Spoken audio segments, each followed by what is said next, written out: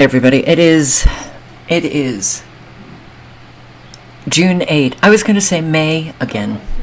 What is going on? June 8th, 2024. I'm going to start with a video and play it for quite a while because my subscriber here has family over and it's kind of loud. I don't think that it's going to go on very long, but this is a very important video that I am about to play. Yes, it affects all of us. All of us. So, here we go. Talk about what's going on in Idaho, because some of you have probably heard about this, but the state of Idaho has put a water curtailment order, which is basically a water shutoff order on literally 500,000 acres of farmland. That's a lot of potatoes. A lot of these farmers, this impacts about 6,400 water users, but a lot of these farmers that are farming this land have already invested thousands of acres, thousands of dollars per acre to grow potatoes. Good morning, everyone. My name's Trevor Belknap. I operate a family farm, a fifth-generation family farm in the Snake River Valley of eastern Idaho. And I just wanted to visit with you for a minute about the impacts of the water curtailment order that's been issued by Director Weaver from the Idaho Department of Water Resources. The situation in which we find ourselves is about as bad as it gets. Not only will we be out of business, many other businesses will be highly impacted, and you, as my friends and neighbors, will also be impacted because we're so interconnected. If the ag economy in eastern Idaho fails, which it surely will if this curtailment order is in place, it can remain in place, will dry up and blow away, just like it did back in the Dust Bowl of the 30s. Banks will fail. Equipment dealers, car dealers, gas stations, grocery stores, all rely on the ag economy that's here in eastern Idaho. The children in our schools, how many of them belong to families who work in some form of ag industry in eastern Idaho? It's horrible, and we need to fix it. And I would propose to you that it is not a water problem, it's a management problem, because we have water. Reservoirs are full, the mountains are covered in snow, the river's been flowing well. So why now? Why after we've planted our crops, we have crops in the ground that are already growing, now in the middle of June, they pull a curtailment order to say, you must cease pumping water. The cost is huge. An acre of potatoes costs upward of $4,000 an acre to grow. How will that ever be recovered? They will not grow without water. And what will that do to everyone else that's reliant upon us in this area and the state of Idaho? What will the counties do for roads and bridges, police departments, ambulances, hospitals that rely on the tax base? Property like this will become worthless. Without water, the land doesn't have any value here. What will they do? We need to consider these things, and we need to talk to our elected officials. We need to call them now and push on them to find a workable solution, a compromise that will allow businesses like ours to continue to progress and grow and succeed in the Snake River Valley, and allow those in the southern part of the state to also continue to go. We need to work together to find a common solution, or we're all going to fail. Right? So they've got all of this investment into their land, and then the government comes out in June and says, water curtailment, you cannot water your crops, you're done. So they're pretty much going to lose that entire investment in those crops. It would cost millions of dollars. And it's not just going to impact the farmers, it's going to impact the entire economy for the state of Idaho. So I wanted to explain what's going on there and what I think is going to happen, because it's in the best interest of the governor of Idaho to do all that he can to figure out a solution to this problem. He would face a lot of backlash if he did not solve this water curtailment issue.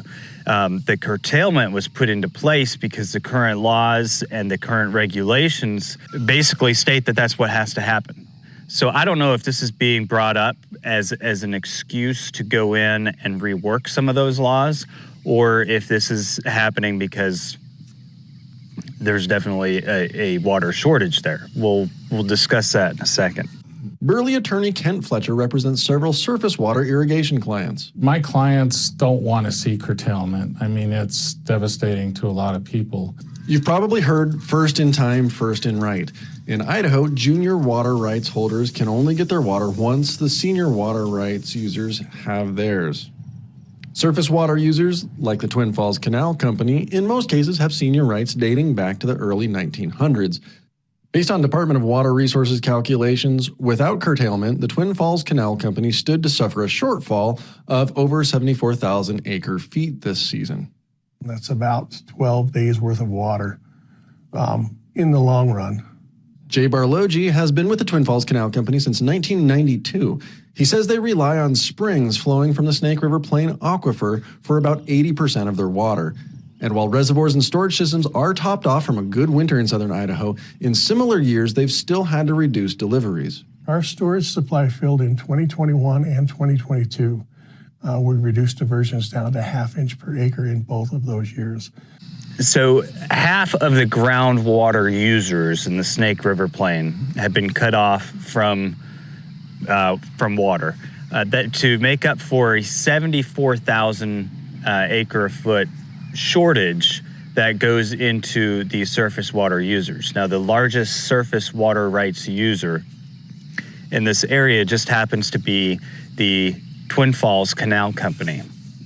The Twin Falls Canal Company is it's a 501c12, which is a nonprofit utility type of cooperative or corporation, and they control close to 250,000 acre-feet of water rights, surface water rights. With that 250,000 acre-feet of surface water rights, they service 4,000 customers and just about 202,000 acres, 203 if you round up slightly, so 203,000 acres.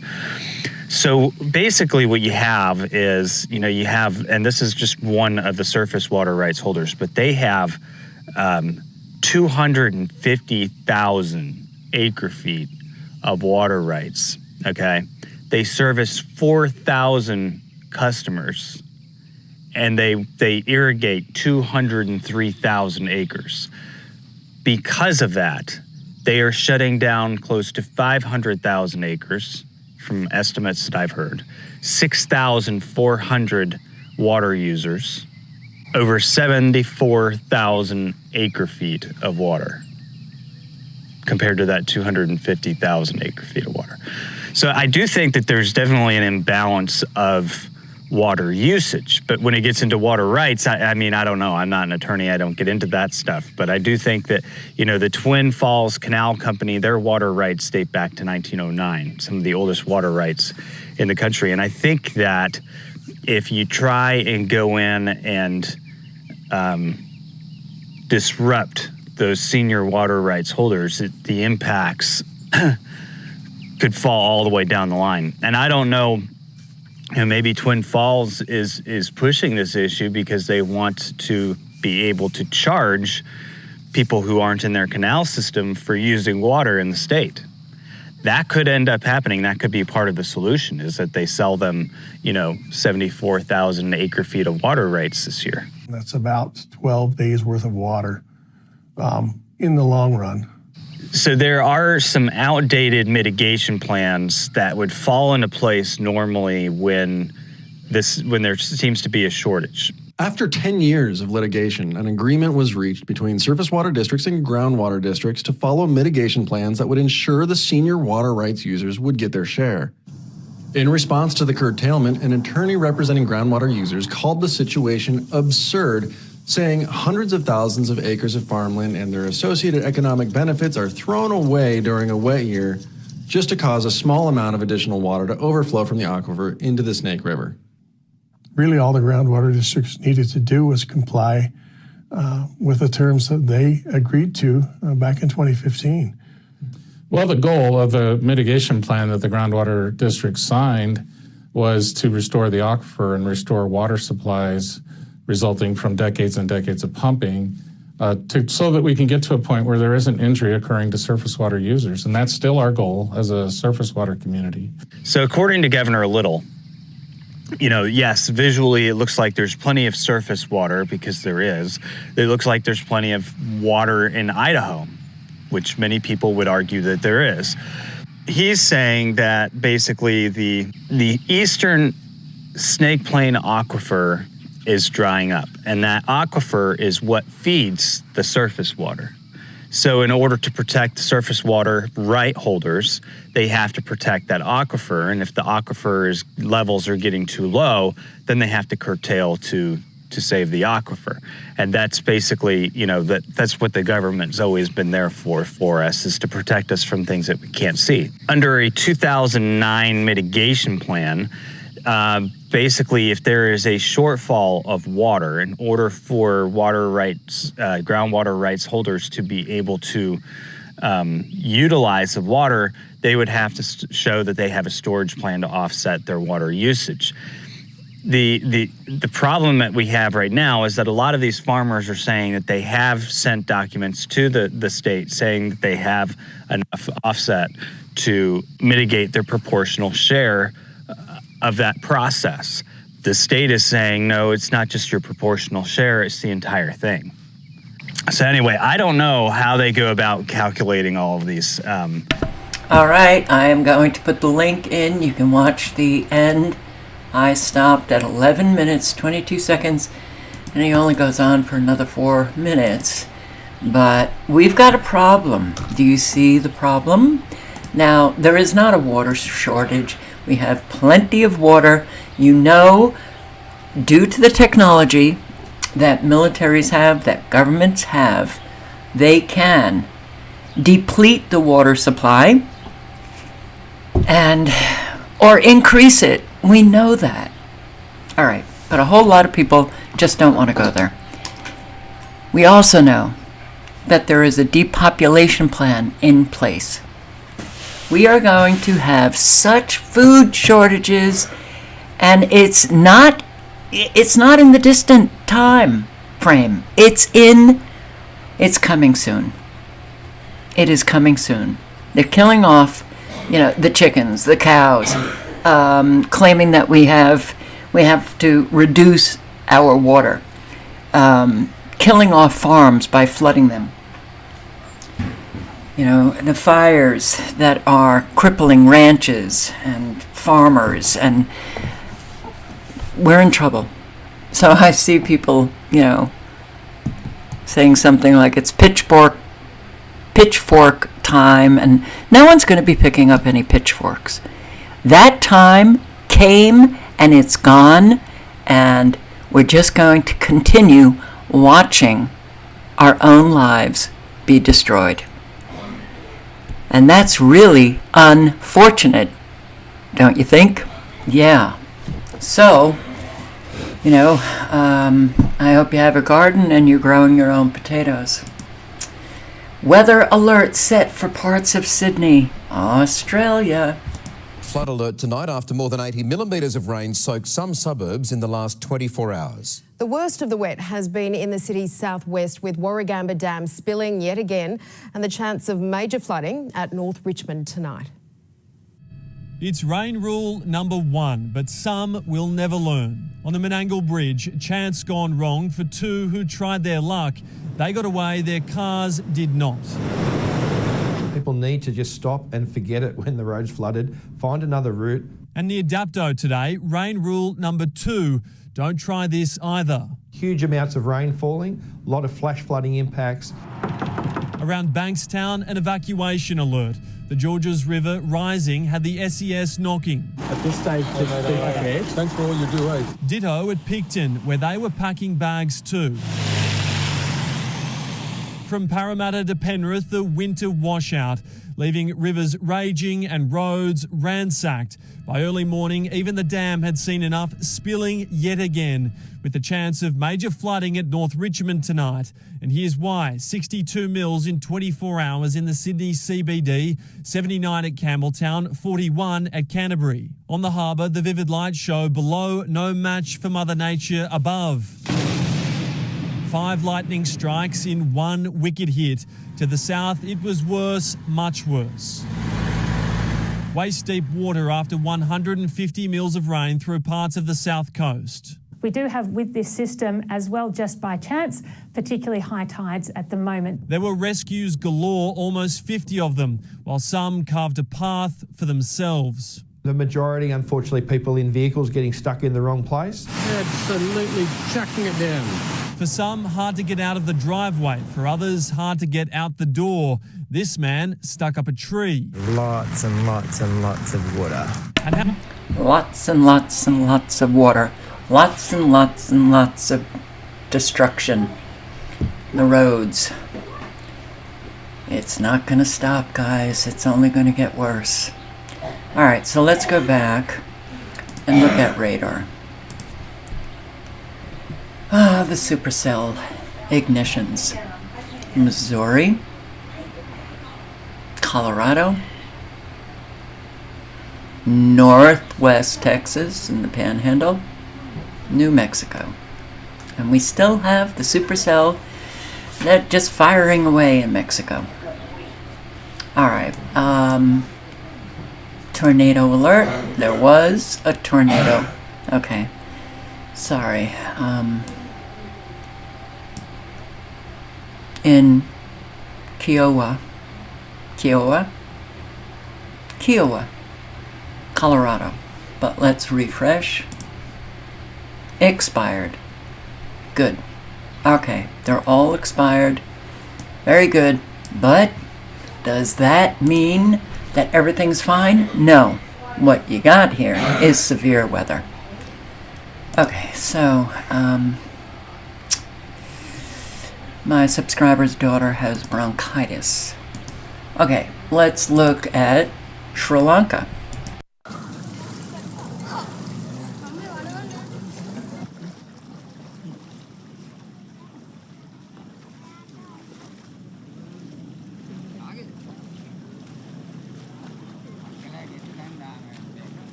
ආන්දරවල තියෙන ප්‍රමාණයට වඩා ගොඩක් වතුර වැඩි වෙලා තියෙන්නේ. ඒ වගේම අපේ ගෙවල් ඔක්කොම යට වෙලා ජඩතට්ටු විතරක් ගොඩක් යට වෙලා තියෙන්නේ. මිනිස්සුන්ට ඉන්න බැරි තත්ත්වයක් තියෙන්නේ. ගෙවල් වල තියෙන බඩු ඔක්කොම අරගෙන ටීවී ෆ්‍රිජ් හැමදේම අරගෙන ඉවරලා වහල් වල ගැට ගහලා ලනු දාලා ඒ වගේ මිනිස්සු අසරණලා ඉන්නවා ගොඩක් සෑහෙන්න. Things are not good. Construction crew abandons repaving job over safety concerns in East Oakland in California. Okay, yeah, this is happening to people all over. No one is getting answers. No one can get government officials to do anything anymore. And it's remarkable that Americans are we are sitting back taking it. But I've 65 years as an American living here. Yeah, that's what we do best. We learned tonight that construction crews working on repaving several streets in East Oakland last month walked off the job. Their contractor pulling out of that project, citing safety concerns. New at 10 tonight, KTVU's Betty Yu joins us now. She's live in Oakland after visiting the Sobrante Park neighborhood where streets have been a mess now for weeks. Betty. That's right, Julie, for about a month. And now residents say that these half-finished streets are becoming a real big health and safety hazard. Work was actually supposed to resume today, but these residents were told that the project has been postponed yet again. Colorado's Drive in East Oakland has been a rocky, uneven mess for weeks. Nearby streets are filled with giant potholes that look like craters, and cars are covered with dust. There are several signs posted citing upcoming construction, but neighbors say there's been no sign of any work since early May. It makes me feel that the city of Oakland is neglecting our communities around here. Oakland Public Works confirmed to KTVU that 2 separate safety incidents involving workers on this project forced the contractor to pull out in May. One worker who told a driver to move his car for paving purposes had a gun pulled on him. Another was hit by a car. Maya, who didn't want to show her face on camera, said it's been difficult to get any answers from the city. They basically abandoned. The problem is they don't tell us anything. We call them almost every other day. It's not only inconvenience, it's dangerous. We have 3 spinouts. I keep on getting sick because all this does. Look at this. Look at this. Look. Danette Trousseau, who runs a home daycare, is worried about the safety of children. One neighbor showed us his parked car that was hit. Sherry Angarano also tried to get answers from Oakland officials. I spoke to the project manager that was listed on the public notice I received in March. He told me that the contractor suspended all work due to an unsafe work environment, and they would not continue work until the city of Oakland guaranteed a safe work environment. Angarano said she's not worried about violent crime on her street where she's lived for 8 years, but the roads? It's really unsafe. I'm unsure if my tire is going to go flat, if a rock is going to kick up and crack my windshield, and I'm just disappointed. It's just life in the good old US of A.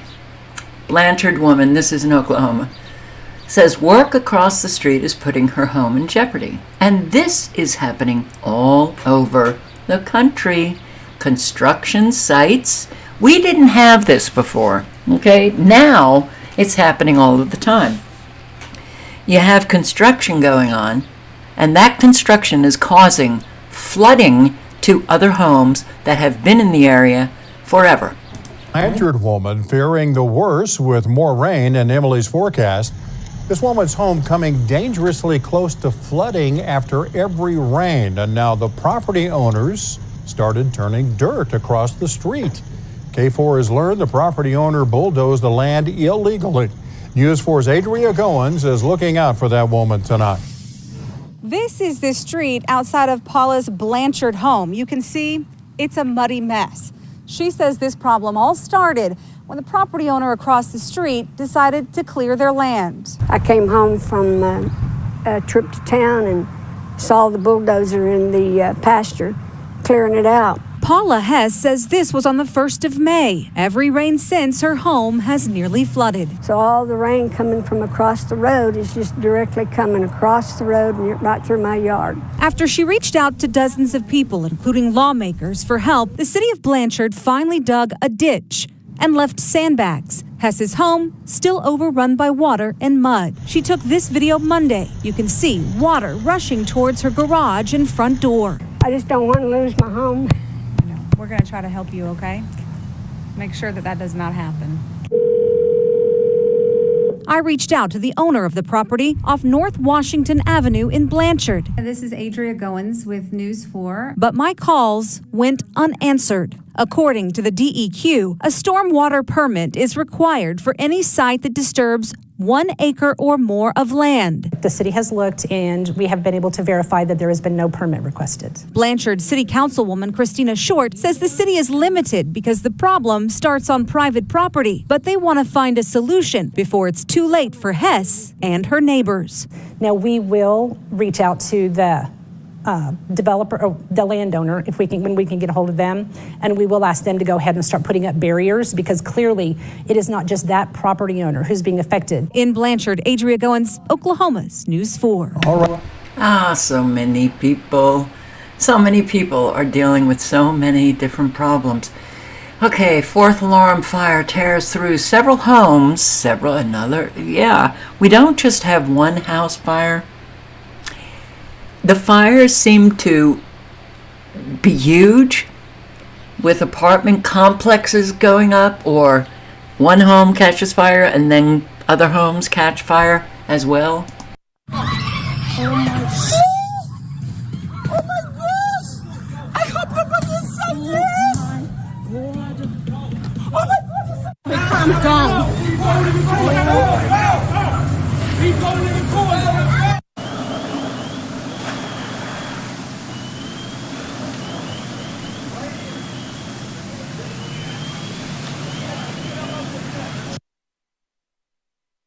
Following some breaking news all morning, a raging fire has destroyed one home and damaged two others. The fire also knocking out the power in and around Bayonne, New Jersey. That's where CBS 2's John Diaz is live and joining us from this morning with the very latest details. John.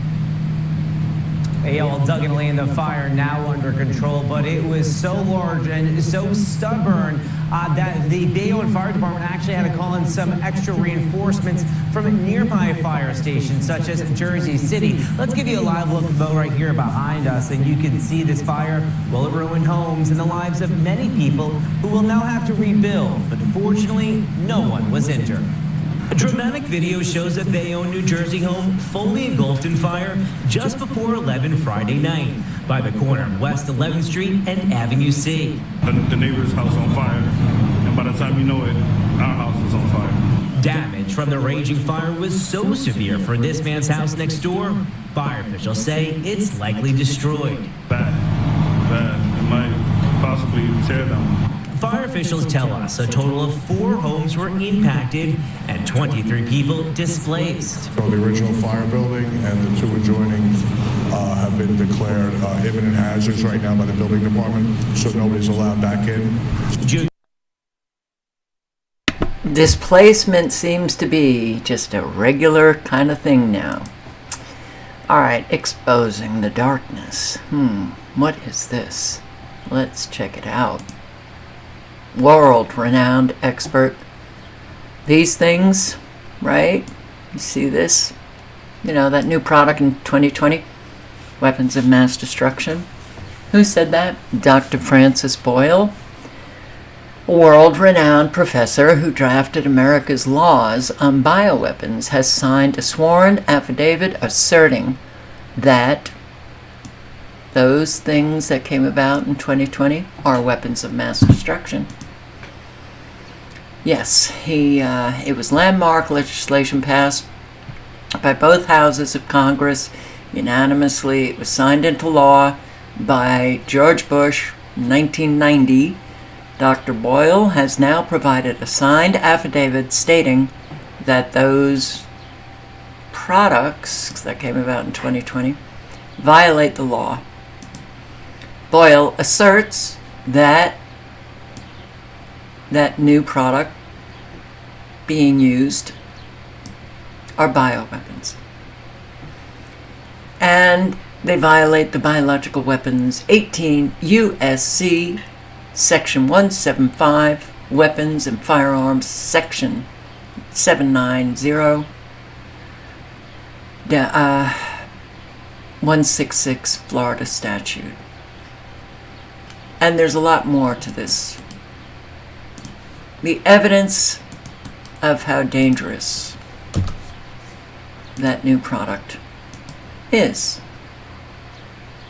And here, Dr. Boyle provided this affidavit in a Florida case involving an emergency petition for a writ of mandamus.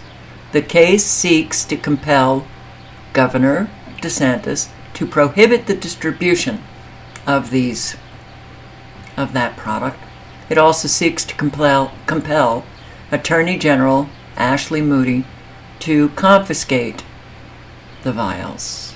Pleading asserts that the distribution violates the following laws: weapons and firearms, federal crime of treason, biological weapons, treason, domestic terrorism, murder, Florida Drugs and Cosmetic Act, fraud, accessory after the fact, and the Florida Medical Consent Law. Here's the affidavit and other information in this article. The evidence of others who have been screaming, hello? Anyone home? Professor Cahill, a world-renowned immunology expert, warns that everyone who got that new product will die within 3 to 5 years.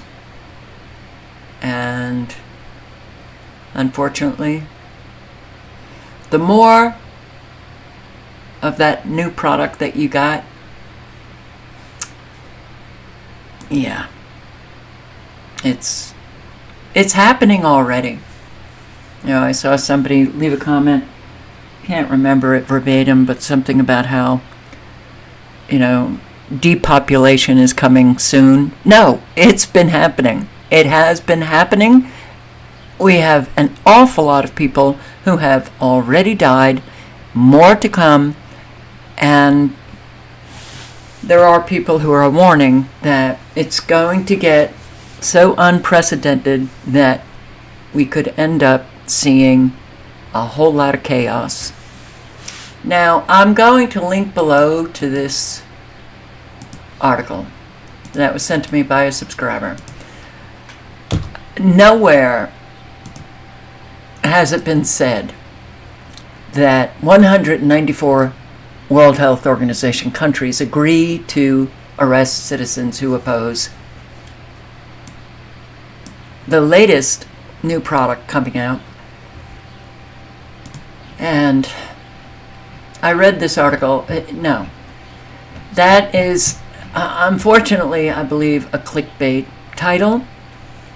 It will eventually come to that.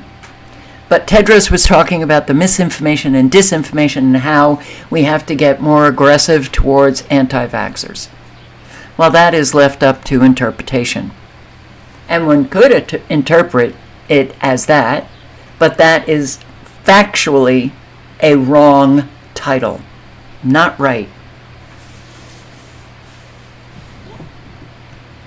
Now, with everything that we know,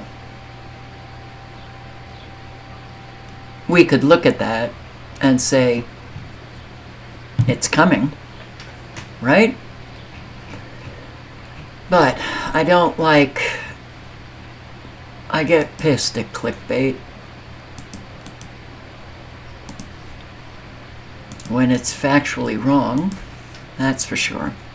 Alright, so the link also to this Rumble video on the amendments that were adopted is in the chat. And while a whole lot, myself included, said, oh good, you know, the World Health Organization Pandemic Treaty was not signed on to. It's not that they stop. It's not that other things weren't signed on to. Which, yeah, they never stop. And even if this treaty doesn't pass, you can't think that, oh, so these countries are going to continue, look at what happened look at what happened in 2020 when we didn't have that treaty. And all of the countries, especially the Western countries, abided essentially by what the CDC and Fauci said. Right? So, treaty or not, it's not that we're out of the woods, but the international health regulation amendments, well, it's, yeah, but why do we have international health regulations? Why do we have international regulations on construction, on industries? Because we're already in this new world order and it is operating. So let me see if I set this right at the time. it's interesting because he talks about the international health regulations were adopted in 1969. Let's see. If I don't, then the link is in the chat and you can watch the video. Well, when the international health regulations were adopted in 1969, that's not what they did. I'm old enough, many people here may or may not be old enough, but in 1969, when they were supposedly landing on the moon, at that same time, they were having the 22nd annual World Health Assembly in Boston, Massachusetts, in the United States. And that's when they adopted the international health regulations. Everybody's up looking at the moon. You know, nobody's paying any attention to what they were doing in the meeting. And they adopted these amendments. A bunch of delegates got together, reached an agreement. And to my knowledge, not a single nation on earth had their parliament vote to ratify these original 1969 amendments or regulations.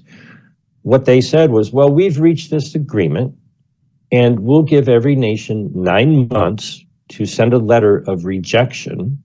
And if your nation fails to reject the amendments, then that means you're good with them. We assume that unless you proactively reject them, then you must be okay with them.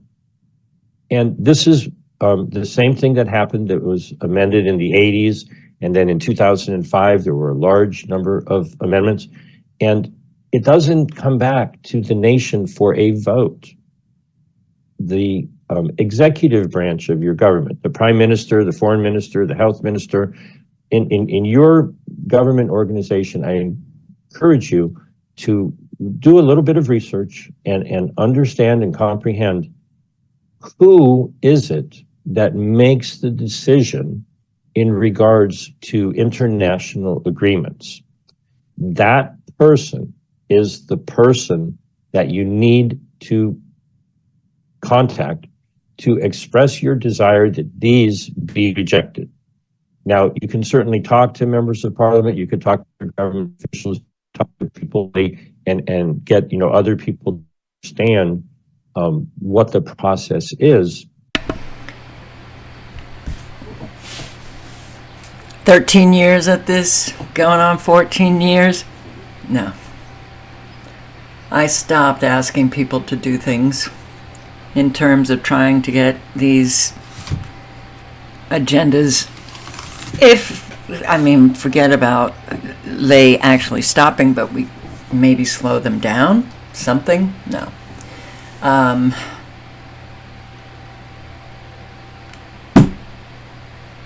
So, when we have international treaties, they have to be ratified by Congress. That stopped a long time ago. We do not have a government that operates the way Americans actually think it operates. Americans still believe that they're living in a country with a government that is operating, I don't know, the way it's supposed to? Are you flipping kidding me? That is the biggest joke of all. So, John O'Looney, don't send them to the meat grinder. This was sent to me by a subscriber. I'll play just a few minutes of it. He's talking about the conscription to war. Actually, I'm just going to link to it.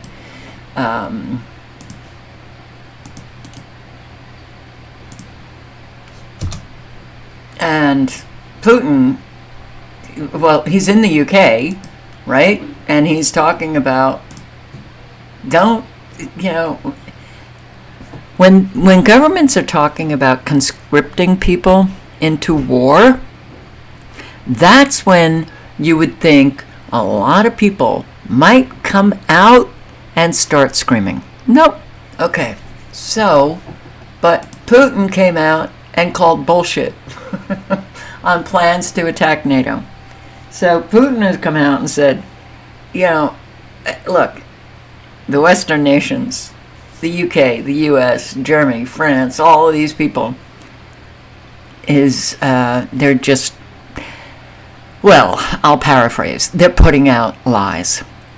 And he said that he has no plans to attack NATO. He said, look, someone has imagined that Russia wants to attack NATO. Have you gone completely insane? Are you as thick as a plank? Who came up with this nonsense, this bullshit? He then explained that Western officials need to keep up the hype and false optimism surrounding their support to Kiev in order to keep up sentiment among Western populations. Why is this being done, really? To maintain their own position of greatness, that's why. There's nothing to these scary stories intended for the townsfolk in Germany and France and elsewhere in Europe. In Ukraine, we're just protecting ourselves. Don't make up things and then form opinions about Russia on the basis of them. You only hurt yourself this way. The war propaganda has been going on, well, my entire life, but it's been going on forever. In fact, John O'Looney talks about the war propaganda that I believe his father was sent. Let's just listen. And being delivered by needle, and pandemic, and attacks on the food, and attacks on the farming, and attacks on democracy, isn't it? And my concern now is they're going to send the youngest and the fittest away to go and fight this war, leaving only the weakest and the feeble behind. And meanwhile, we have thousands and thousands of young men of fighting age being actively imported into this country by our own Home Office. Those boats that they come in on are serial numbered with spray cans. They're stripped down. One boat goes on one lorry. The outboard motors are strapped on pallets. They go on another lorry. And those lorries then, of a British UK haulage firm, go straight back to France. So the boats are being reused to ship more guys over. Now, they're averaging 400 or 500 a day. That's a battalion of young men of fighting age that are being, the red carpet has been laid out for them. Now, what's going to happen when all our young men and all our military are in the meat grinder in the Ukraine or Gaza or wherever they decide to send them, not in this country, and these young men kick off? I tell you what these young men are here for. They're UN troops. I've spoke to many military people who tell me these young lads were trained in the east of Ukraine and they were trained in Antalya in Turkey. And they're UN troops is what they are. And then they were shipped to France and they signed the Official Secrets Act, and then they are shipped over to the UK. And I've seen many videos with them openly admitting they're working with the British military, the special forces. And the idea is that when they announce another lockdown, be that bird flu or whatever other lies and bullshit they come up with, they're going to deploy these young lads to police us. And I expect that will be on the back of some bright spark in Parliament saying, I've got a wonderful idea how these young lads, these young people escaping tyranny and war can contribute to the British economy and the British public. And that is going to be in a policing role, whether that be in the police force or whether that be enrolled in a UN uniform and deployed. I'm not sure how that's going to work out. Some people have told me a burgundy uniform and touted as some sort of health corps. Others have said they're going to be in UN kit. The reality is I really don't know, but I know what they're here for. That's what they're here for. And one of those members who spoke to me was a member of the Black Watch Regiment who actually trained them. So that's what they're here for. They're here to ultimately to police us. Now, when that's going to happen, I really don't know, but you can see things ramping up, you know, as they're now talking about conscription and national service. You know, national service is the way they're going to funnel these poor kids into muddy fields in the Ukraine and kill them. So, you know. All right, I will put the link in again. It was interesting. It's not a very long video, but he was talking about how I believe it was his father who was conscripted to fight the Japanese, and you know the propaganda that they were giving. Oh, these guys don't really know how to fight, and they're just these, you know, short, slanty-eyed, you know, soldiers. And no, and the Japanese really know how to fight. So, and I absolutely agree. The migrants who are coming across these borders, coming into Western nations, are UN soldiers. Oh, they have been trained. Just wait. So, leaked email. Scientists working on mysterious brain disease was cut off for political reasons. Now, I'm only going to play the first little bit of this this Press for Truth video. Whoops. I will post the link. You can watch the entirety. But just listen to the first. Yeah, mysterious brain diseases. It's so mysterious. Scientists can't seem to figure out much these days.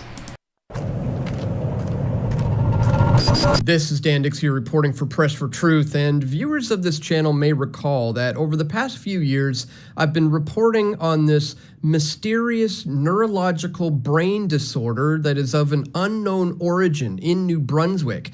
A few years ago, I was showing you articles like this one, Mystery Brain Disorder Baffles Canadian Doctors, Spasms, Memory Loss, and Hallucinations are among some of the symptoms. The mysterious brain disease affects dozens of Canadians, causing teeth chattering and hallucinations. You may recall this one, mysterious brain disorder strikes hundreds and cases are increasing. Well, that caused the province of New Brunswick to put out this official website, Potential Neurological Syndrome, the investigation of a cluster of a potential neurological syndrome of unknown cause in New Brunswick, where they say the Public Health New Brunswick has been investigating a potential neurological syndrome of unknown cause that was suspected of affecting some residents of New Brunswick. An oversight committee reviewing the case files of all 48 of the potential cases found that the patients didn't have symptoms in common or have a shared common illness.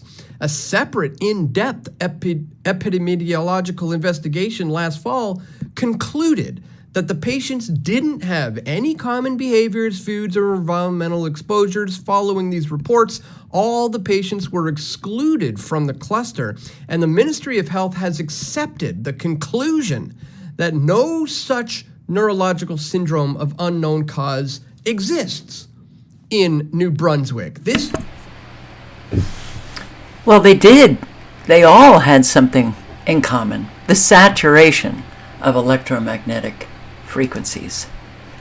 All right, I will link below to all of the documents that I'm going to go through. Here, and this was posted 2015, effects of microwave radiation on brain energy, metabolism, and related mechanisms. The brain is one of the most sensitive target organs for microwave radiation, where mitochondrial injury occurs earlier and more severely than in other organs. Energy metabolism disorders do play an important role during the process of microwave radiation-induced brain damage. In this paper, we will review the biological effects of microwave radiation, the features of brain energy supply and consumption, and the effects of microwave radiation on mitochondrial energy metabolism. Here, damaging effects of microwave radiation on the brain include brain dysfunction and brain structural damage. An epidemiological survey found that microwave radiation caused human fatigue, headache, excitement, dreams, memory loss, impaired learning. May also lead to a neuronal shrinkage, nuclear condensation, mitochondrial swelling, and expanded endoplasmic reticulum, alterations to the synaptic gaps, and widened vascular endothelial connections. Not good. The brain has the greatest demand for oxygen. Our oxygen supply has been decreasing. You all know that, right? The brain has the greatest demand for oxygen and is susceptible to disturbances in energy metabolism, which is determined by its high metabolic rate, high oxygen consumption, and low energy reserves. And I think I highlighted more down here, but the link is in the chat again. Yeah, it's a mystery. It is a mystery when you never look at one very real possibility that is causing all of these problems. Now, this was sent to me by our own step down, who is in the chat. I think I saw him in the chat. Remembering near field. I'm going to play this. Do I have a lot of compassion for people who are electromagnetically sensitive to these frequencies? Yeah, because I am. And it really does a number on the quality of life that you live.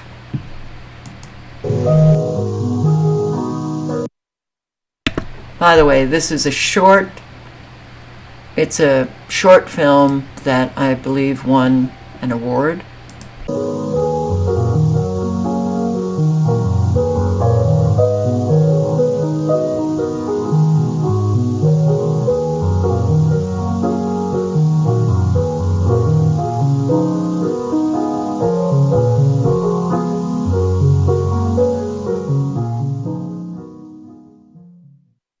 Hello everybody. I am electrosensitive person and like to tell you about EHS. EHS stands for electro hypersensitivity. The word sensitivity is often misunderstood. It means being vulnerable. Almost everybody is vulnerable to something and some are more than others. Electro hypersensitivity means being vulnerable to electromagnetic fields. The fields from electricity and from radiation from wireless communication. Electrosensitive people are just like everybody else. Take me for instance. I had a normal life. I graduated at university and I got also a master's degree at another one. I found a good job. I built my own business. And later on I became partner in a consultancy firm. I was married. I had a family, I had a nice house, and I had a good income. All I ever dreamt of was there. And the future just looked so bright. And yet, over the course of time, it became more and more clear that something was interfering with my life. I was well trained. I biked a lot, used to run twice a week, and suddenly in 1998, my heart rate for hours didn't come down after running. And whatever I tried, I never could run again. Other strange things started to happen. I could get total blackouts. At the office, I got trouble thinking, so I tried to work at home, in the attic. But there the problems were the same. Downstairs was the only place where I could get things done. And in the meantime, there was this exciting development of the mobile phones going on. I really 2G. 1G was dangerous. 2G, more dangerous. 3G, more dangerous. 4G, far more dangerous. 5G, far more dangerous. A whole lot of people in the awake crowd have just gotten so excited about the 5G. Do you not understand that the 4G and the 3G and the 2G and the 1G, every generation just made our environment more and more dangerous? And a whole lot of people have already been suffering prior to 5G. I loved it. When these became available for the common public, I was one of the first to have it. This phone meant freedom to me and more business. I thought I should have a camera on it and an agenda and a dictaphone. And I thought, what takes them so long to develop these things? I didn't understand. I couldn't see that these wireless developments could be the cause of my health problems. I didn't even think things like that were possible. I just felt guilty being this weak. But my situation got worse every day. In 2001, I had to give up. I was exhausted. I had terrible headaches and my body ached everywhere. I got several infections at the same time. I took all the necessary steps to recover but wasn't able to. All the physicians acknowledged my being ill but couldn't find cause. No one could help. And so after 2 years I was still sick. And in the end I lost my job. It took another 6 years to find out the real cause. At that time I was terribly ill. I was dizzy all the time. I had a swollen face. I was in constant pain, and when taking walks, often my blood sugar level got too low. I could no longer take in any information. I couldn't bear noise nor light. I always at the same step on the stairs, my legs seemed to refuse to bear me, and there was no place in the house left where it felt right anymore. I had my bed moved downstairs and it stayed there, because it felt there was the best place to be. Then, 2 things happened that led me to the cause. One day I took place behind a computer and my heart instantly started pounding hard. I couldn't stay there. I had to move away. Another time I turned on the light during the night, but I experienced such extreme pain that I had to turn it off. Just then I knew. It all had to do with electricity. Measurements proved I had found the best place in the house where the levels of radiation and fields from electricity were the lowest. The electricity got turned off. A cage of Faraday was built around my bed, and in that cage I finally was able to sleep again. They told me I'm EHS, but I didn't want it to be. I thought it was crazy. Well, maybe that it could be true for electricity, but radiation? No, never. But they proved living without wireless tools did help, as did the shielding of the house. And I noticed I couldn't be near antennas. Now I knew where they were. Since then, I always have to stay out of the fields. Over and over again, being in the radiation brings on symptoms again. As being an electrosensitive, I have to accept the constraints coming with it. What are those constraints? Well, I have to stay in the safe parts of my shielded house, and I can't use much electricity. I can be in the woods and in the dunes where there are no antennas, but further I can't go anywhere. I can't go by train nor plane. I can't take part in all kinds of activities. I can't go to church. I can't go to council meetings. I can't shop. I can't go see my friends nor family. And I hope I never have to be in hospital. I just can stay nowhere outside my house without getting sick. And I'm sure this is true for every person with EHS. No one is ever happy with this diagnosis. But despite the extreme consequences it may have, once one has found out repeatedly the symptoms fade away outside the fields, no doubts are possible whether one is electrosensitive. And that's why I think it's absolutely necessary for society to take into account the needs of the electrosensitive people. Electrosensitive people are just like everybody else. Reducing EMF exposure can reduce EHS symptoms. More white zones, areas without any cell services, are needed, as well as more low EMF workplaces. 21st century guidelines for tackling both biological and thermal impacts of EMFs are long overdue. Thank you.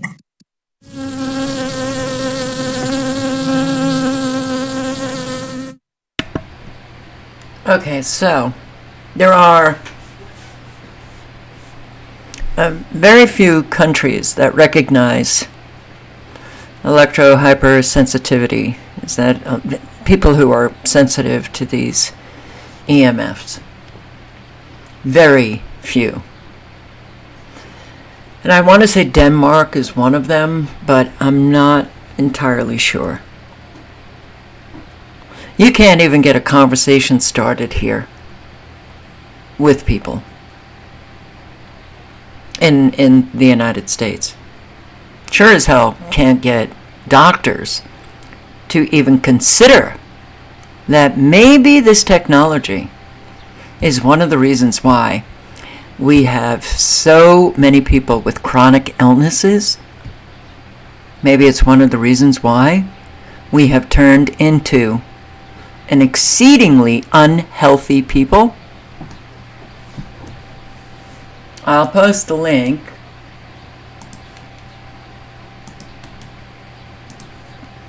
But our environment is not conducive to good health anymore.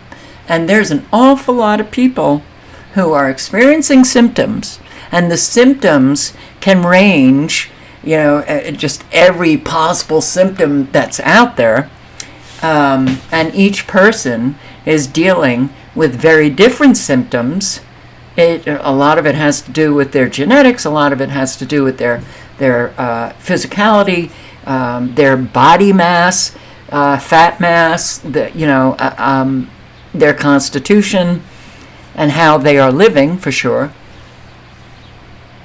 And when you have this technology that can target everyone, but everyone has different symptoms, well, then that leaves a whole lot of people thinking that they're just sick. It has nothing to do with the environment. Something's wrong with them, right? Well, there is something wrong with them, but living in households with Wi-Fi, these children living in households with Wi-Fi, then going to school with Wi-Fi, coming home, Wi-Fi, staring at their cell phones, staring at screens. You can't produce a healthy people, not with all of the dangers that we are subjected to. Nervous system manipulation by electromagnetic fields from monitors and screens. So it's not just computer monitors, but it's your cell phones that a whole lot of people stare at. Pretty much, it's like a constant. Physiological effects have been observed in a human subject in response to stimulation of the skin with weak electromagnetic fields that are pulsed with certain frequencies near half hertz or 2.4 hertz, such as to excite a sensory resonance. Many computer monitors and TV tubes, when displaying pulsed images, emit pulsed electromagnetic fields of sufficient amplitudes to cause such excitation. It is therefore possible to manipulate the nervous system of a subject by pulsing images displayed on a nearby computer monitor or TV set or cell phone or laptop or iPads. For the latter, the image pulsing may be embedded in the program material, or it may be overlaid by modulating a video stream either as a radio frequency signal or as a video signal. The image displayed on a computer monitor may be pulsed effectively by a simple computer program. For certain monitors, pulsed electromagnetic fields capable of exciting sensory resonances in nearby subjects may be generated even as the displayed images are pulsed with subliminal intensity. Purposeful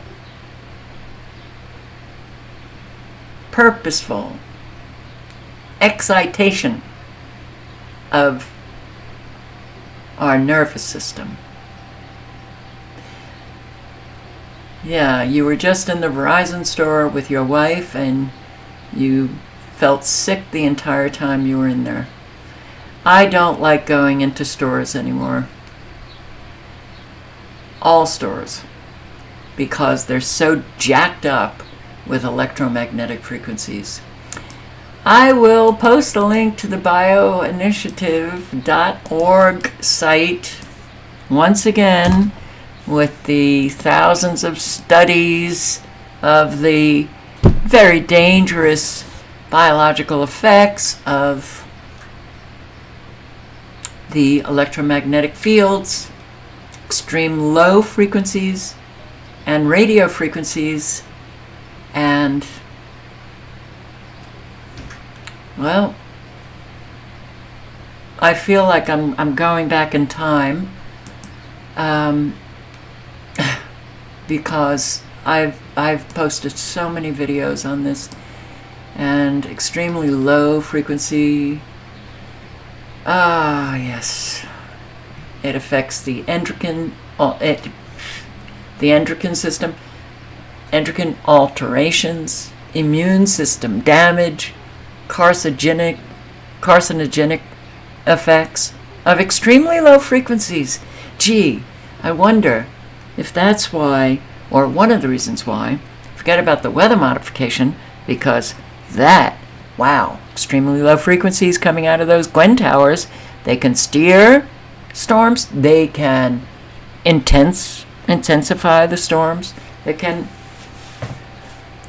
modify storms. Okay, what else can those very dangerous, extremely low frequencies do to our biological system? Well, they can control our mind, but it's right here. I'll post the link if anybody cares to check out this study. It's unfortunate that, yeah, obviously it's been a while since Americans had critical thinking skills. Biological effects of electromagnetic fields. And how about biological effects of radio frequency, electromagnetic field? Henry Lay, I think Lay. And boy, he sure posted an awful lot, wrote up an awful lot on the biological effects of what we are living today. And repeated exposure, duration of exposure, the thermal and non-thermal effects, the differences, electro-hypersensitivity. Microwave radio frequency exposures can produce acute symptoms in some individuals. These symptoms can include headache, sleep disturbance, difficulty in concentration, memory disturbance, fatigue, depression, irritability, dizziness, malaise, tinnitus, burning and flushed skin, digestive disturbance, tremor, cardiac irregularities. And this syndrome was described by Russian researchers in the 1950s, who called it microwave sickness. Between 1953 and 1978, the Russian government purposely targeted the U.S. Embassy in Moscow with beams of microwave radio frequencies, producing symptoms of microwave sickness in many embassy employees, and some died of cancer, altered physiology, oxidative stress, damage to your DNA. You know, it's unfortunate that I don't think a lot of people care.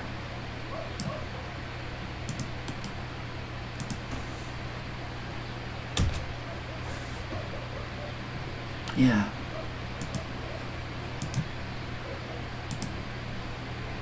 Normal 2.45 gigahertz Wi-Fi damages fertility. Okay, I will post a link to this.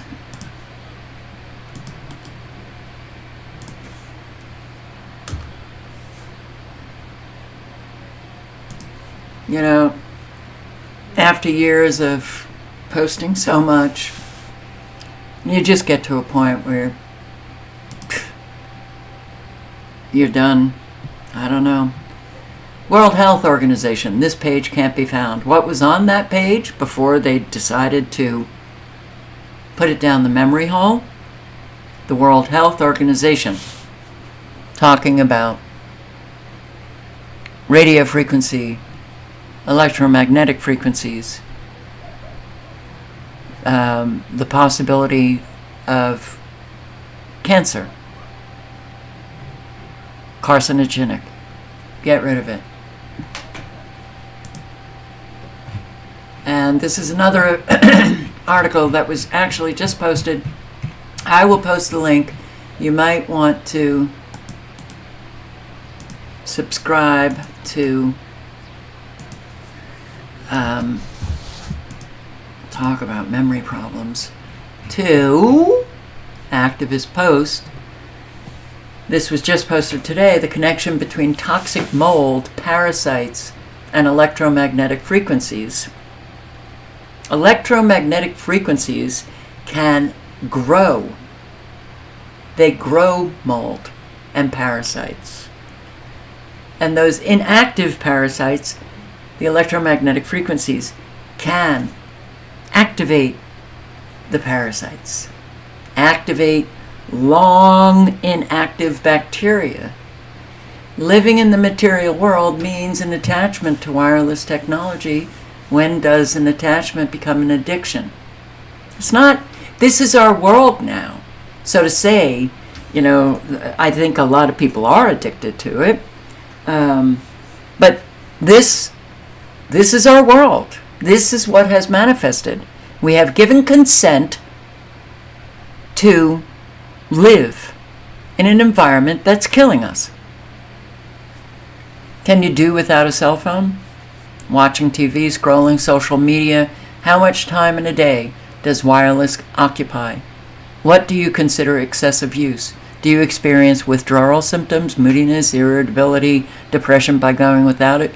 Would you consent to the imposition of technology at the risk of harming your health and potentially all biological life? Yeah, that's what we've done.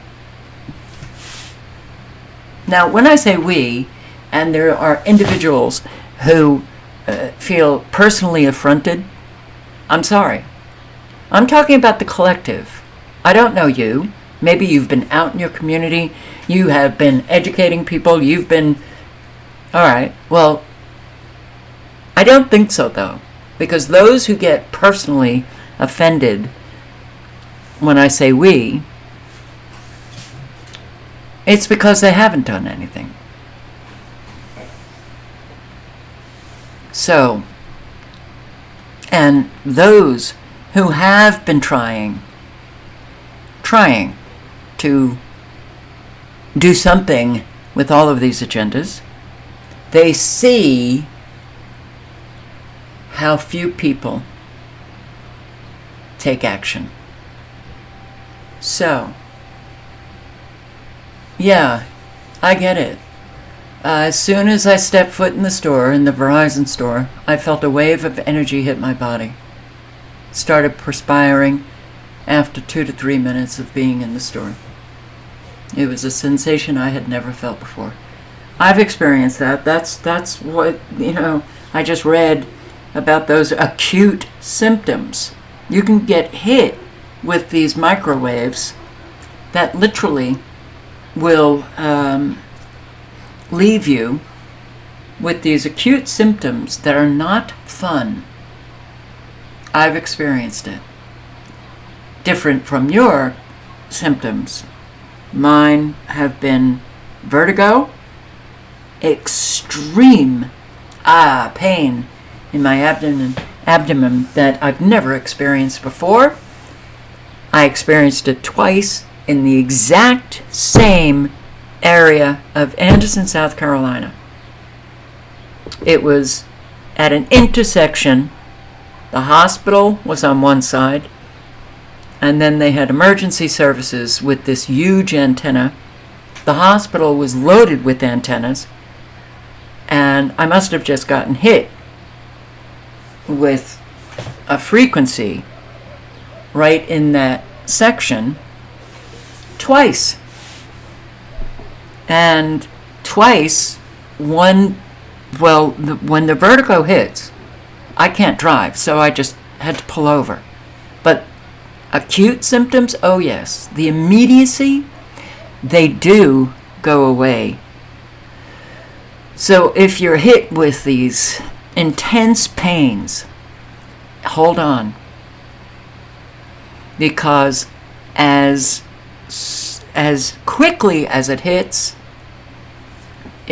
for me, it lasts for like 2 minutes, but it's excruciating. And then it very quickly dissipates. It's very strange, but very real. So, of course, the manufacturer does not disclose how dangerous these frequencies are. The consequence of Wi-Fi and cell phone towers and Gwen towers and all of these antennas and the cell phones that we carry around, and people bring them into stores where that's just another, it's like you've got the Wi-Fi going in the stores, and then you have all of these people around you who are using their phones in stores, and all of it is just a drain on one's energy. Consequence of Wi-Fi is a rise in chronic infections that can be misdiagnosed. Pretty much everything is misdiagnosed today, but symptoms from exposure to mold toxins: fatigue, weakness, muscle cramps, headache and pain, light sensitivity, sinus problems, abdominal pain, diarrhea, joint pain and stiffness, cognitive issues, mood dysregulation, temperature regulation or dysregulation problems, excessive thirst, increased urination, nervous system issues.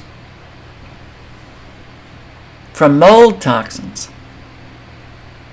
Same symptoms from electromagnetic frequencies. So naturopath Dr. Klinghardt of the Sophia Health Institute shared an in vitro mold experiment comparing a mold plate shielded from electromagnetic fields to an unprotected mold plate exposed to ambient electromagnetic fields. The unprotected mold, mycoplasma, and spirochete lime reacts defensively by releasing more potent biotoxins and by multiplying more than 600 times. So the electromagnetic frequencies are literally multiplying all of the toxins within your body. This biological response can be observed anywhere in nature. It is the desire to survive and thrive. So in 2011, the amount of cell phone radiation in a cubic inch of air was several million times higher than it had been a decade before. Yeah. So I'll post the link to this short video here, Dr. Klinghardt talking about that study and talking about how, he was the first, and this probably was like 12 years ago, when I came across Dr. Klinghardt, and he had several videos on YouTube, and he was talking about how one of the reasons why people are unable to get relief from Lyme disease or any kind of cure is because of the electromagnetic frequencies that are keeping the Lyme spirochete alive, attacking, growing. So, billions of people worldwide harbor tropical worms and don't know it. Alright, so the symptoms of parasites: abdominal pain, upset stomach, stomach cramps, stomach pain, tenderness, stool, greasy loose stool, worms, parasites, mucus, eggs or candida yeast in stool, eating, craving for sweets, constantly hungry, increased or loss of appetite, energy, feeling tired, fatigue, exhaustion, mood swings, anger, depression, muscle and joint pain, body aches, skin rashes, skin issues like eczema, hives, rosacea, I don't know what that is, poor sleep, insomnia, nightmares, night sweats, teeth grinding in sleep, anus itching at night, vaginal itching around the vulva, anal itching, rash, vaginal infections, overall health, unexplained weight loss, weight gain, nutritional deficiencies, dehydration, fever, parasites. A lot of information in this one article. But patented transgenic insects, there is plenty of evidence showing the mosquitoes are genetically engineered and patented. And when we get bit by these mosquitoes now, we have no idea what they are transmitting into us. Add pulsed electromagnetic frequencies. High frequency electromagnetic frequency include X-rays, gamma rays, or ionizing radiation. And low to mid frequencies include electric power lines, radio waves, cell phones, wireless networks, smart meters, TVs, microwaves, infrared radiation, visible light, or non-ionizing radiation. These are the most dangerous emissions known to cause direct damage to DNA or your cells. Wireless communication, cell towers, phones, more dangerous because it produces pulsed electromagnetic frequencies. Your body can never adjust to irregular pulses, and pulsed electromagnetic frequencies are much more biologically active than are non-pulsed electromagnetic frequencies. When introducing pulsed electric and magnetic fields into a population infested with parasites and yeast, you have a recipe for dis-ease disaster. Alright, so purchase or make Faraday cages for your cell phones. Hardwire your computers with an Ethernet cable. I wish I could do that, because that's what I always did, but my moving here, there, and everywhere, I cannot get the internet with an Ethernet cable. I cannot. Pisses me off, but I also have a smart meter outside my right outside the bedroom. Shield smart meters with meter guards. She does have a meter guard on it, and frankly, you know, the smart meter is in the middle of a bush, and the bush is not dead. I have seen smart meters and the grass that's underneath the smart meter is dead. If there's any kind of shrubs around it, you have a lot of deadness in those shrubs. I don't see that here, so maybe the meter guard is actually working. All right, you can read all of the solutions. I will link below again to this article.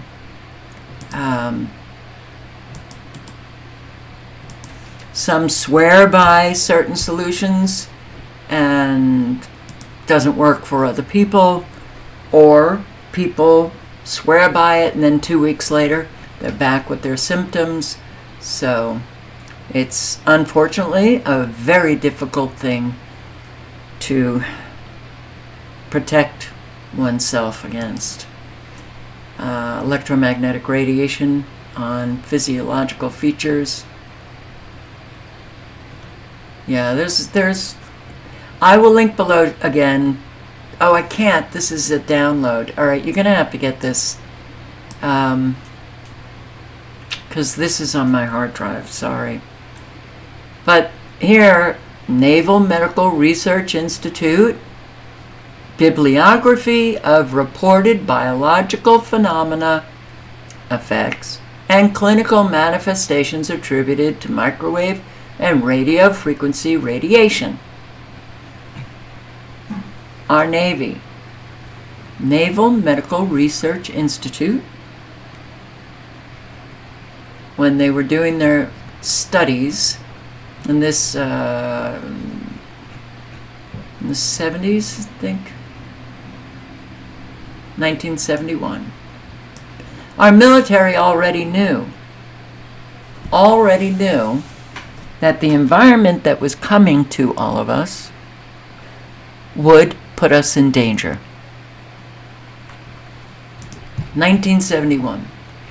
And the biological effects, well, there's an awful lot of them, in the thousands. Heating of organs. Here's the biological phenomena. Clinical manifestations attributed to microwave, radio frequency. I'll just go through some of them. I've done this before. Heating of organs, whole body, skin, bone, and bone marrow. The lenses of our eyes, corneal damage, genitalia, brain, heating of the brain, microwaves, sinuses, metal implants, changes to physiologic function, muscle contraction, having a hard time reading this, changes in the oxidative processes in tissues and organs, liver enlargement, altered sensitivity to drug stimuli. What does that mean? It means that electromagnetic frequencies, if you're on any kind of drugs, whether it's prescription or street drugs, electromagnetic frequencies can intensify the effects or decrease the effects. Decreased fertility to sterility, alter menstrual activity, alter fetal development, decreased lactation in nursing mothers, altered penile function, changes in conditioned reflexes, decreased electrical resistance of skin, changes in the structure of skin receptors, altered blood flow rate, alterations in the biocurrents of the cerebral cortex, changes in the rate of clearance of tagged ions from tissue, changes in the cerebral cortex, alterations in sensitivity to light, sound, olfactory stimuli,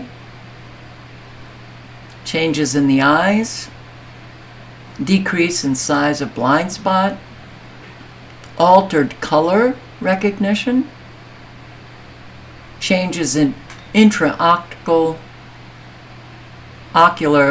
pressure, trembling of eyelids,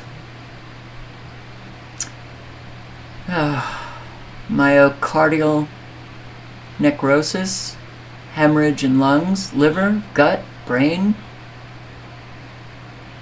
generalized degeneration of all body tissue, loss of anatomical parts, death, dehydration, headaches, insomnia, restlessness, EEG changes, cranial nerve disorders, conditioned reflex disorders, seizures, convulsions, neurovegetative disorders, alteration of heart rhythm, fatigue, structural alterations in the synapses of the vagus nerve. But it's a mystery. You know, we've got a lot of mysteries going on. Effects to the sympathetic nervous system, inhibition of the sympathetic nervous system, stimulation of the parasympathetic nervous system, psychological disorders, general bad feeling, depression, impotence, anxiety, lack of concentration, hypochondria, dizziness, all hallucinations, Oh, it's a mystery, that syndrome of brain neurological. It's a syndrome, and we don't know what is causing it. Yeah. Hallucinations, sleepiness, insomnia, increased irritability, decreased appetite, loss of memory, scalp sensations, increased fatigability, chest pain, tremor of the hands, changes in blood and bone. All right, so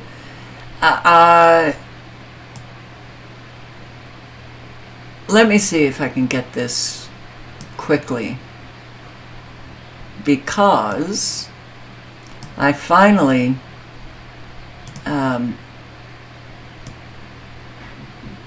downloaded it and kept it, because my bookmark documents seem to be disappearing a lot.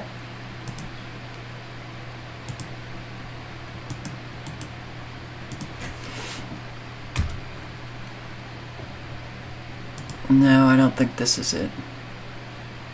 No. Okay.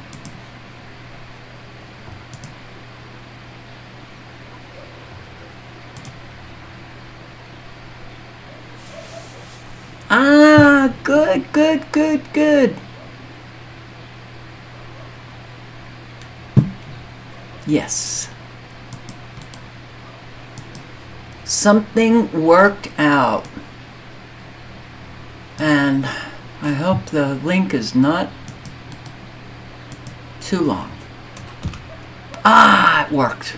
Yes. Okay. There's the link. Why do you think we have become an extremely unhealthy population? It's not a mystery. Not a mystery at all. Yeah. Judge suspends entire 6-year sentence for convicted sex offender? Why do we have people behaving in ways that we've never seen before? Why do we have so many violent, angry people on the streets? Why do we have such it is astounding at how many people have no shame whatsoever sitting on these school boards and allowing these very explicit pornographic books given out to elementary school children. Why do we have these politicians and judges that are, oh well, pedophiles, just go free, and Americans dead asleep to it and not caring? The apathy, I could argue, has always been with us. But now, when we need people to care, when we are fighting this, what amounts to as the spread of evil taking over, we don't have anyone. Okay. A whole lot of it could be explained by how unbelievably dangerous are these electromagnetic frequencies. So, judge suspends entire 6-year sentence for convicted sex offender. The controversy continues between Baltimore County and ICE. The county isn't turning over undocumented immigrants accused of crimes to federal agents after they've been arrested. The latest case is a convicted sex offender who was released despite ICE requesting he remain jailed. But as Fox 45's Rebecca Pryor explains, the county executive is now placing partial blame on the judge who suspended the offender's entire sentence. Rebecca. That's right, Kai. This convicted sex offender was sentenced to 6 years, but a judge ruled that none of that time would actually be served behind bars. This has outraged lawmakers, county officials, and ICE. But today I spoke with one legal expert who says there's likely a legal explanation for it. Immigration officials requested he remain detained. Instead, Baltimore County releasing 25-year-old Paul Calerion Interiano a convicted child sex offender who ICE says entered the U.S. illegally. The county and ICE sparring over the legality of holding him on a federal detainer. When we have someone who is on the ICE list, we inform that agency. They told us after they released him in an email, hey, we've released this person. But during that dispute, one piece of common ground found. The sad part is it really comes down to the judges. We need to have some way to share our concerns with how these rulings are held down. Following a guilty plea, Judge Jan Alexander issuing a 6-year sentence, all of which was suspended, leading to the unexpected sending of a man accused of molesting a 13-year-old girl back on Baltimore County streets. I have no tolerance for sex offenders in our community. Maryland judges have a propensity to suspend a lot of the sentences for these individuals. I couldn't tell you why. I don't know the answer to that. But okay, where are Americans when they hear this? You guys in Maryland, what are you doing about this? Nothing. They're letting us know what is going on. Another illegal migrant who sexually assaults a 13-year-old girl, and the judge just releases him back onto the streets. Something is very wrong with Americans. Video shows cyclists tell dad to put his toddler on a leash. All right. God. Even it's across the board at this point. A huge majority of Americans are mentally ill, control freaks, power freaks, thinking that they have the power and never want anyone to confront them, to slow them down, or it's so I can't even put it into words how disturbed are the American people. In the middle of the goddamn trail. This video is going viral with millions of views on social media, showing an interaction on the Kent trails. You can see a cyclist yelling about a boy being in his way on the path. The dad in the video talked to News 8's Teresa Weekly about what happened before his friend started recording. The man and his friend were walking here along the Kent Trail near 56th Street in Wyoming when this happened. Now, they both want to remain anonymous because of how much attention this is getting online. In the video, you see the cyclist tell the man to put a leash on his son like a dog. But before that happened, the man says the cyclist hit him in the face while he was holding his son. Why'd you put him on a leash like a dog? When a man from Kent County shared this video online, he didn't expect it to go viral. I posted just because, one, I was just flabbergasted at what happened. I wanted people in the area to know, and I was hoping to identify him. Probably in between here somewhere. He and his friend were walking here after taking their 2 toddlers and a baby to the playground. The man says the kids had just moved out of the way of a group of bicycles when another cyclist rode up. That's when the 3-year-old sat in the middle of the path and wouldn't move. At that point, my mind is like, okay, just stay put. Because if I run out in front of the cyclist, that's a danger. If the kid runs out, that's a danger because where's the cyclist going to go? You're damaging your child leaving the middle of the goddamn trail. The dad says the cyclist then cursed at his 3-year-old to get out of the way. So me and my friend are just basically like, dude, come on. Like, this is a 3-year-old. Like, sorry, but it's going to happen. According to the dad, that's when the man on the bicycle stopped and marched toward him. The dad picked up his son. I'm holding my arm out to, stay back from us. He kind of knocks it out of the way, and then that's when he swings at me. Hits me right in the side of my head here, bounces my head into my son's head. And how's he doing? His biggest reaction is the big man hit me. And I doing my best to say that's not what we do, So he feels... No, that's not what we do. But apparently it is what we do. I'm telling you, people they've lost their minds. They don't give a shit about anybody else. They're only concerned with their own self, and that's going to produce more and more chaos. Term, gynecologist. Offensive. Gynecologist. It's offensive, according to scholars. This is a scholar? Yeah, I would not take a class from this woman. The word comes from the Greek for woman. Instead they say reproductive health specialist. And of course the same scholars also say men can give birth.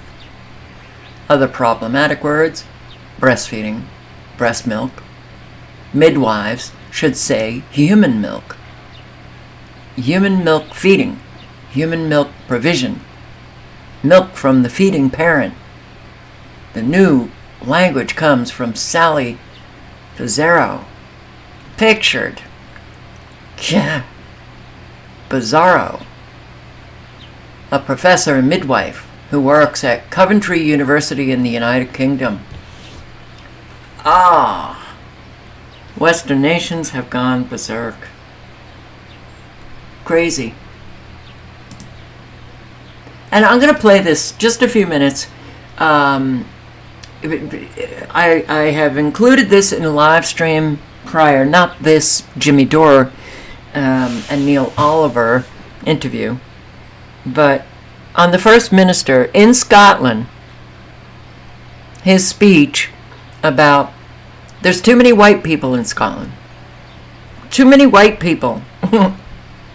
I came across this on Twitter, and you tell. So this is the do they call him the Minister of Scotland? Is that First Minister? First Minister. And so I found this to be shocking.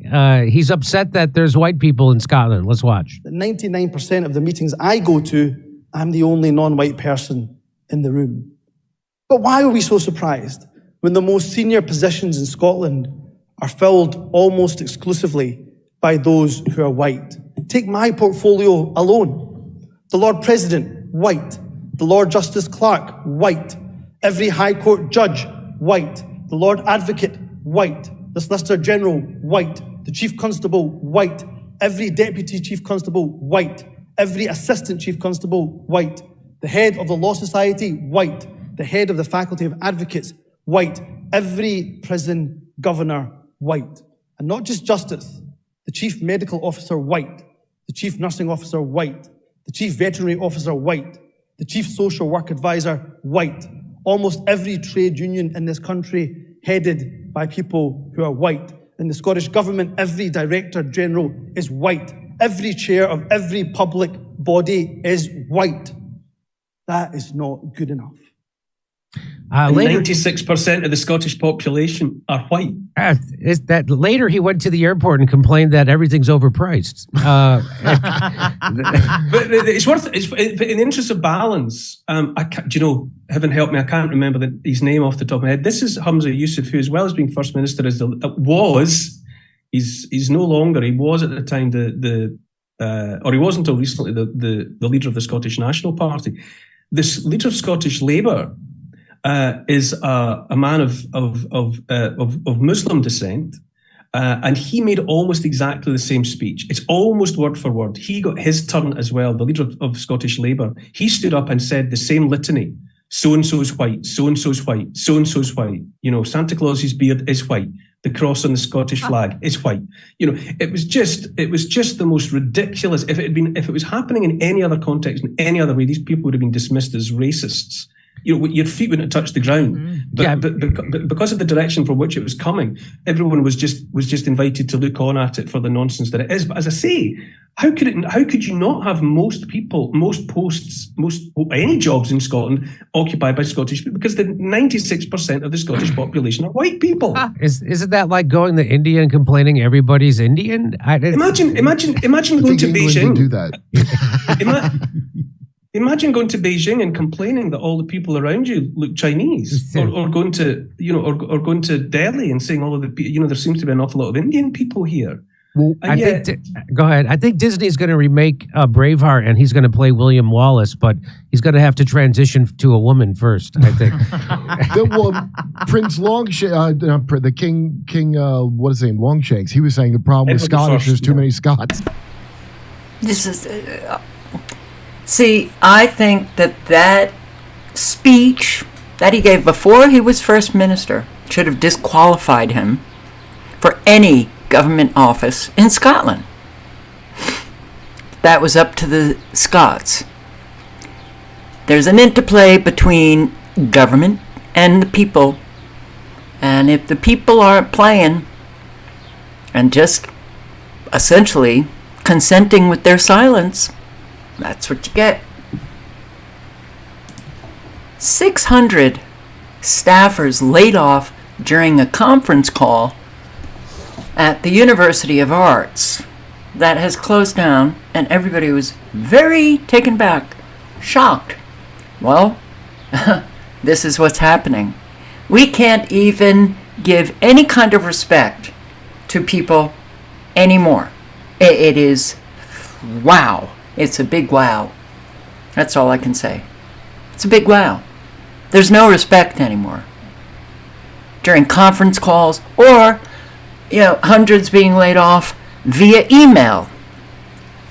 You wake up, you go to your computer, you think you're going to be working that day, and you find out you've been fired. This is happening a lot as well. It happens tonight. This is the final day of operations for Philadelphia's University of the Arts. Still stunned, saddened, and outraged by the abrupt closure announced 1 week ago today.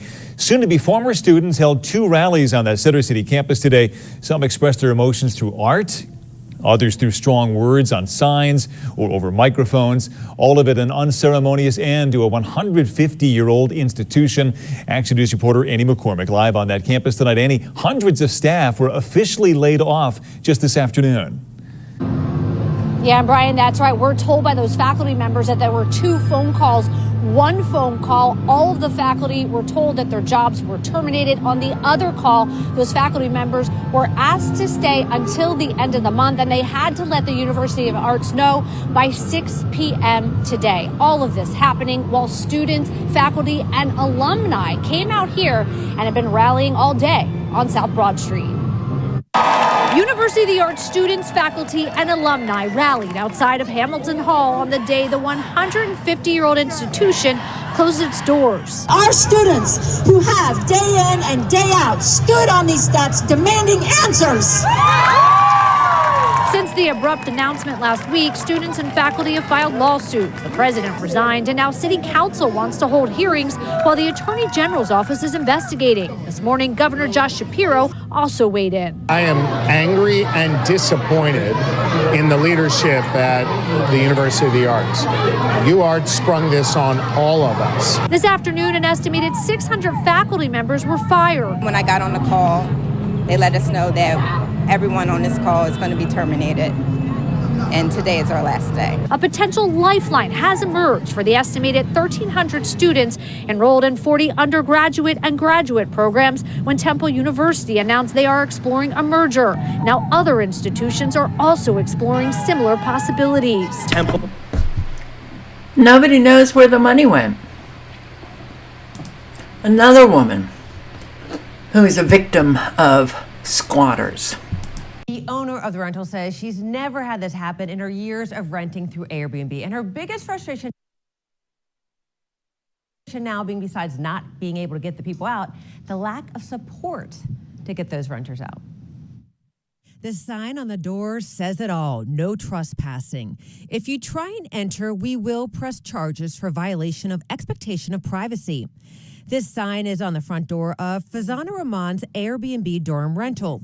She owns it, but says she can't get access to it. Now they're refusing to leave until there's an eviction order. I think they're just trying to gain time to stay there for free. Because they haven't paid? No. This all started when her most recent guest did make a long-term rental reservation through Airbnb and checked in on October 25th. The guest did pay through Airbnb monthly, and you can see on the reservation details the checkout date was May 24th. When her cleaning lady went to clean the rental, They answered the door and they said, no, we haven't moved out. She said, should I come tomorrow? And they said, no, don't come back. Farzana went to the rental, this time, she says, with police. The next morning, still not gone, and this handwritten no trespassing sign on the front door that states, we will vacate the property when you filed the proper paperwork with the civil magistrate for an eviction, for we are legal residents of this home. This is my place and I'm counting on this income. My son is in college. I'm a single parent. Farzana contacted Airbnb for help as she already had another long-term renter booked through Airbnb ready to move in. She says Airbnb has not been helpful. They're sending me messages as please get help for your safety and get whatever legal help you have to get them out. I reached out to Airbnb several times. No one got back to me. Airbnb does have on their website this section devoted to things to consider before hosting monthly stays. Airbnb warns hosts who have guests who stay for a month or longer, you may not be able to remove a guest without going to court. Attorney Maya Davis with James Scott Farron says when guests stay longer than 90 days, it's typically considered a holdover tenant. The longer they stay, the more rights they develop. So the quicker you can act and get them out of there, the better it is. She suggests hosts' first step is to call police when a guest won't leave. And if police won't take action, you need to file with the courts right away. You may have to file what we call the summary ejectment, which means that you want this person out, but you have to go through the court proceedings. So at that point, you have to give notice. You have to file and serve papers. You have to appear in court and get the court to grant that before you just remove someone from the property. We did go to Farzana's rental. No one answered the door. I also left a message with a number listed on the sign. As for Farzana, she filed eviction paperwork with the court to try and get possession of her rental. It's wasting my time. It's wasting my energy. It's stressing me out. Have you noticed that there's no more social contract anymore? That our society is descending into just pure hell, chaos, that nobody cares about one another, that, well, shall I say, everyone's out for themselves? Have you noticed? It's not good. And yes, it's only going to get worse. I hope you're all prepared, because things are just not really going the way they used to go. And boy, robbers sure are brazen these days. Katira, these were some determined folks here. Well, Lynn and Mia, the business owner, says these break-ins aren't new, but doing it like this is new. You can see crews have been hard at work out here making repairs and clearing out some of that debris. Now, the store manager tells me that this wall is made up of mortar, heavy wood, and lots of reinforced metal. 9 times this U-Haul rammed into the side of a Foot Locker on Old Spanish Trail. The video shows someone getting out before hopping back in the driver's seat to try again. Then another pause to ram the wall once again, bringing the total to 15 tries before bringing the wall down. More than 20 minutes it took him to break into the building. And Sina Hamadi owns this building and rents it to Foot Locker. He says prior to the suspects ramming the wall, they tried getting in on the other side. It's not clear how successful these suspects were, but previous burglaries, he says, have been. Several times. They have broken into by cutting the steel doors and have gone into the Foot Locker and have stolen substantial amount of merchandise. Hamadi says it took 20 minutes for police to respond, but Houston police say the alarms didn't alert them. A person driving by called them, saying they heard the alarm and watched the suspects ram the wall. Did they rent that U-Haul? If they did, aren't they concerned about the damage to the truck? I guess not. All right, so here's another fabulous night. Let's check out radar again. Alright, I look at all of these extremely low frequencies blasting away Florida, Georgia, South Carolina, and the supercell. Supercell creation. Let's check out tornado alert. Let's refresh. Good. So no tornado warnings, but again, what you are looking at is severe weather. Severe weather every single day, every night, somewhere. People are dealing with severe thunderstorms, possibility of tornadic activity, hail, storms, flash flooding, high winds, straight line winds.